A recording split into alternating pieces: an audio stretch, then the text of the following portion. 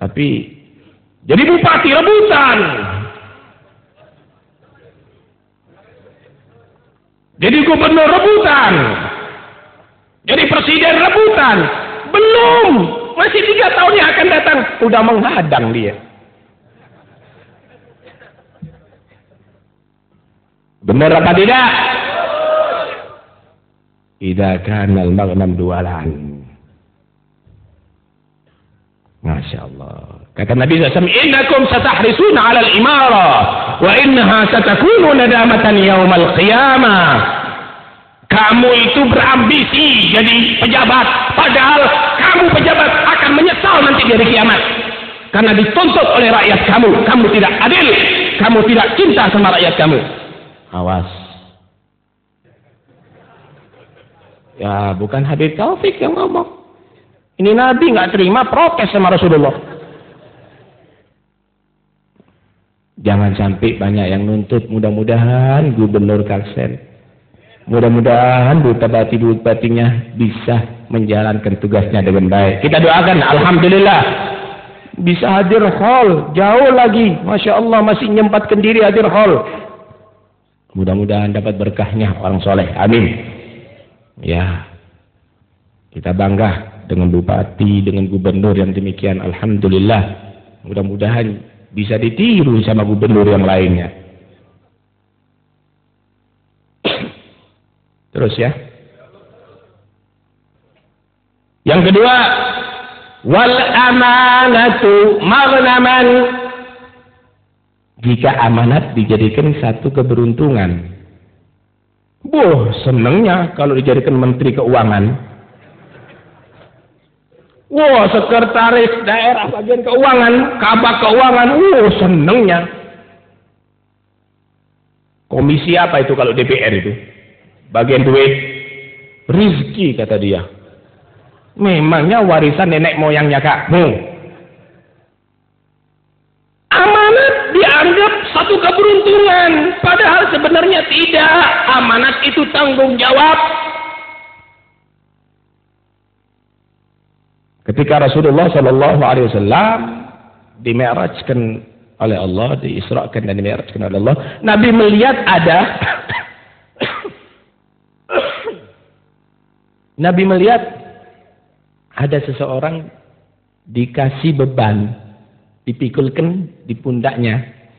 Ini orang udah sempoyongan nggak kuat, minta ditambah, tambah Pak, tambah kata dia.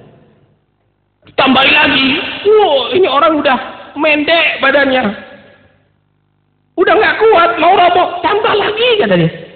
Takdiran Rasulullah, siapa ini Jibril? Bodoh sekali. Udah nggak kuat minta ditambah. Itulah misal umatmu.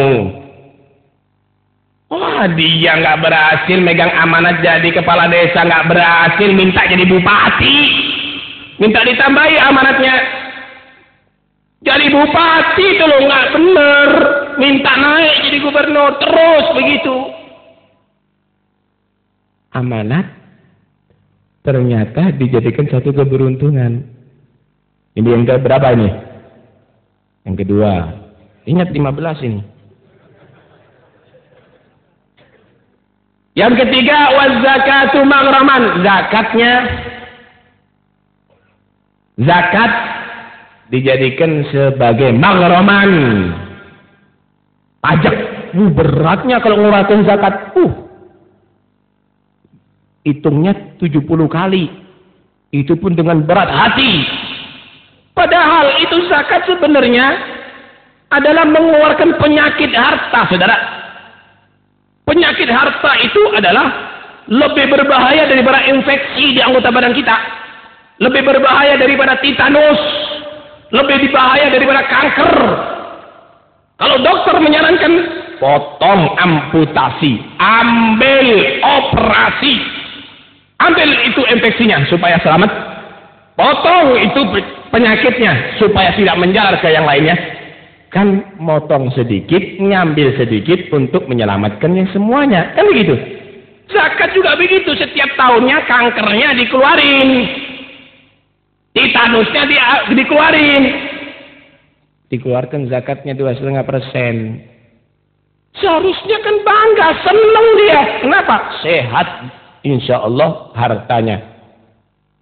Berat hati. Akhirnya dia mencuri zakat, nggak berkah. Halaka malun fi barrin wa bahrin, ma tarifa malun fi barrin wala bahrin illa bihabsiz zakat. Hancurnya harta di daratan maupun di lautan itu karena dia tidak jujur mengeluarkan zakat dengan sebenarnya. Yang keberapa sekarang? 4. Wa ata'ar rajulu zaujatah. Umatku ini akan mendapatkan azab jika laki-lakinya taat sama istrinya. Hah? Nggak tahu di Banjar apa begitu. Kalau di daerah kita sih banyak. Kalau di Banjar katanya pabriknya. Laki-laki taat sama istrinya. Misal Allah memerintahkan kita melarang istri kita untuk bersolek jika keluar dari rumah. Istri kita nggak mau, belikan bedak yang mahal. Kalau enggak, saya akan pulang ke rumah orang tuaku. Taat sama istrinya, maksiat sama Allah. Ya deh, yang penting tidak pulang. Perempuan selalu diikuti ajaran Tuhannya, tidak diperhatikan. Ini yang keberapa? Udah, saya singkat, nggak pakai keterangan dah. Yang kelima, istrinya ditaati, istrinya dimanjakan, kemanapun dituruti. Wa aqqa ummah, tapi dia durhaka sama ibunya. Wow, kalau sama istrinya bahasa cinta merayu. Sama ibunya matanya melotot menjerit-jerit. Hati-hati. Untuk tidur sama istrinya, ranjangnya mahal sekali. Ibunya diberikan tikar. Dia mau rekreasi sama istrinya, Bu, jaga anak-anak ya. Bu, udah selesai masaknya. Istrinya bangun tidur. Kita lagi lapar nih Bu, tolong ditaruh makanannya. Hebat. Taat sama istrinya, durhaka sama orang tuanya, ibunya sendiri. Hati. Itu berarti saatnya umat ini akan diadab oleh Allah Subhanahu wa ta'ala. Masya Allah. Wa barra sadiqah. Loyal sama teman. Kalau sama teman, jangan khawatir, aku yang traktir. Minta apa? Dia akan bantu temannya. Wajib apa? Tapi orang tuanya dijauhin, ayahnya sendiri dijauhin. Bapaknya kadang-kadang payah, perlu dibantu, nggak diperhatiin. Temennya lebih diunggulkan.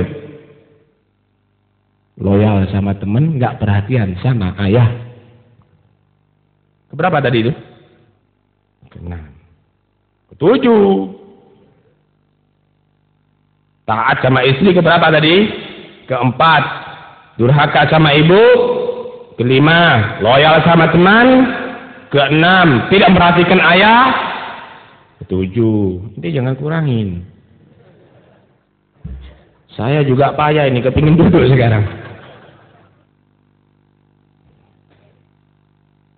Wartafa'atil aswatu fil masajid. Suara-suara keras ada di masjid. Nggak sopan di masjid. Kalau orang dulu itu masuk masjid, ya Allah, ini Baitullah, dia sopan, dia sholat tahiyatul masjid, niat i'tikaf ada di sana. Sekarang enggak, rapat ada di masjid sambil ngerokok, sambil terwak. Ini warung apa masjid? Jaga kedua bahan masjid, apalagi kiai, guru yang benar. Hormatin, itu Baitullah yang dibangun untuk ibadah kepada Allah, untuk salat berjamaah, untuk baca Quran, untuk i'tikaf, untuk zikir. Itu lambang kebesaran Islam. Masa begitu? Seperti ada di tengah jalan aja. Inti di muka guru Anda sendiri nggak mungkin akan berani ngerokok. Masa di rumah Allah berani ngerokok? Hormatin, apalagi mengotori, dosa. Jaga kesucian dan kewibawaan masjid Allah. Keberapa sekarang? Ke-9.